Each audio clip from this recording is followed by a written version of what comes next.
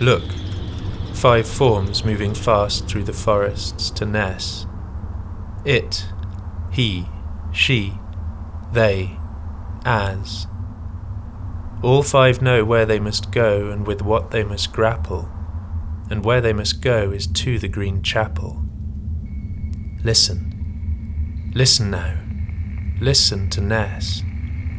Ness speaks. Ness speaks gull, speaks wave, speaks bracken and lapwing, bullet, ruin, gale, deception. Ness speaks pagoda, transmission, reception. Ness speaks laboratory, mercury, utmost secrecy, shining wire and rapid fire. Shut up and listen though, will you? Really listen. What the fuck is that coming from the Green Chapel?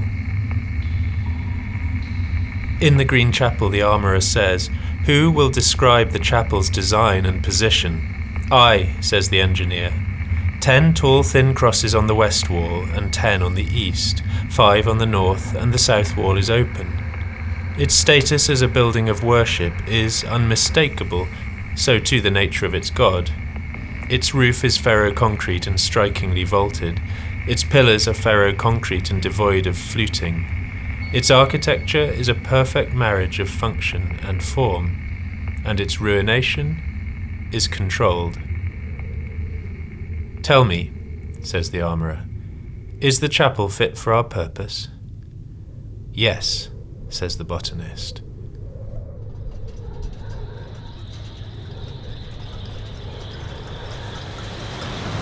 It is drift.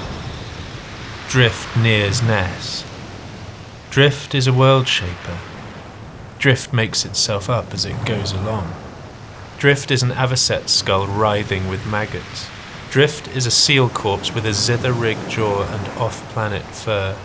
Drift is jerrycan, doll's head, and Drift is a beached sperm whale, sheer-sided as a battleship, downwind of which you cannot stand. Listening to Drift is one of the most beautiful sounds in the world. As beautiful as listening to your child breathe in the darkness. Right now, Drift is approaching Ness from the sea by all directions, and Drift is coming in piece by piece, gathering on the upslope of the storm beach, quietly assembling itself to either side of the Green Chapel, without them noticing.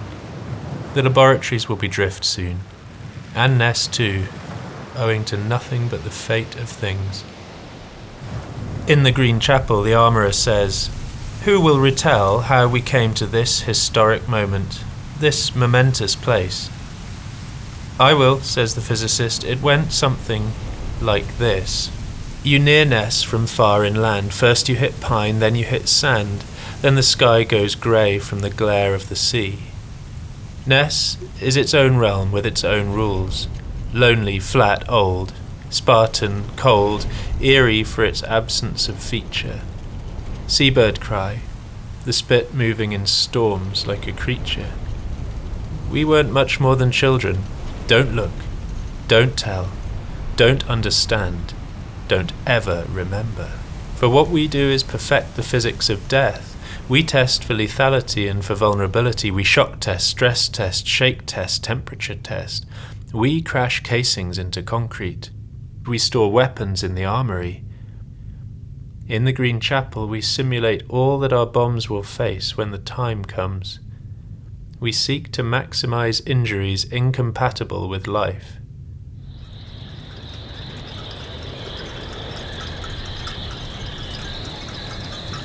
He nears Ness.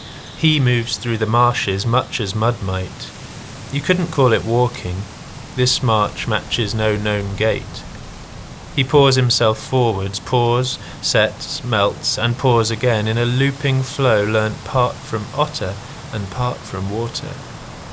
So he pours himself noisily onwards through the woods and through the marshes, and along the beach to Ness. The Green Chapel can be seen now, and his birds are becoming excited. Their songs now are no longer transparent single notes, but bright lines looping silver through the air. In the Green Chapel, the armourer says, "Let the catechism commence. Who holds the strike-enable facility keys for the operational round?" "I do," says the engineer, holding up a pair of white plastic plugs and a cylindrical barrel key, tagged with a blue disc on which is marked by hand the number 75215.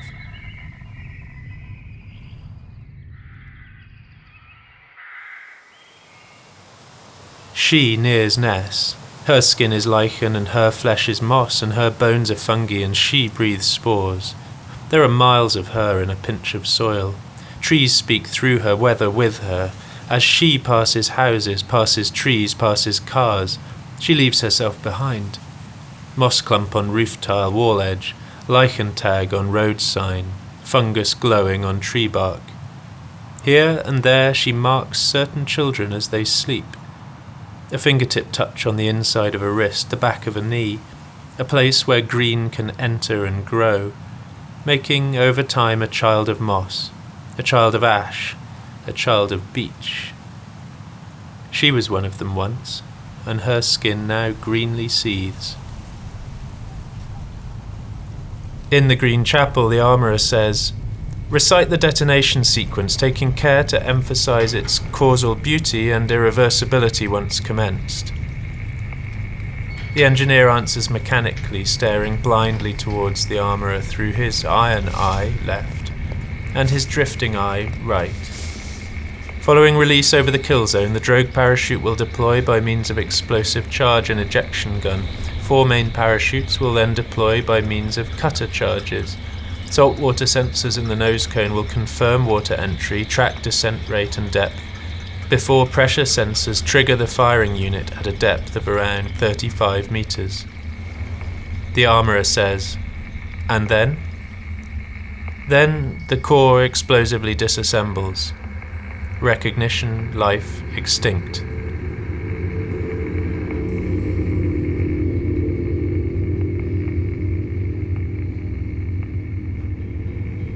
They near Ness. They are stone-deaf and sea-eyed, and their calm is the deep calm of deep time, the cold calm of cold time, and their closeness is old as rock and ocean, and their motion as ancient as wave and shore, and their rhythm is that of growth and erosion, and you could not say of them that they are several or single, and they have flint in their being, and they send stones through time to foretell their seeing, and their speech is shingle.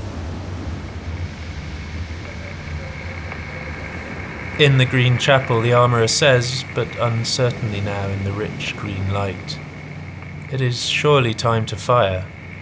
The engineer replies with a hollowed, hardened voice, and he gazes at the armourer through 2 eyes that are now hagstones.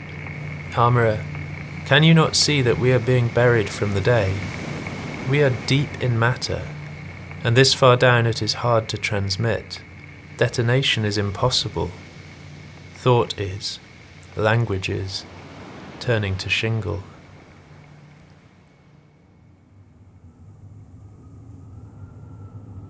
As nears Ness.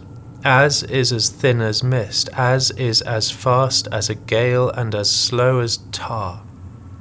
As is as scant as goodness in conditions of scarcity. As is as massive as dark matter. As is as nothingness. As is hopelessness, as is forgiveness, as is Ness. In the Green Chapel, the armourer's hair is now bracken. His innards are thickening peat, his back is clattered into a row of stones, his prick is soft and gilled as the death cap. Foxes snarl in his blood. His tendons are all tuned to breaking strain. Swifts scream through him on their hooligan tours. Each of his 10 nails is amber. His borders shift and reform in each storm, and he is Ness. It, he, she, they, as.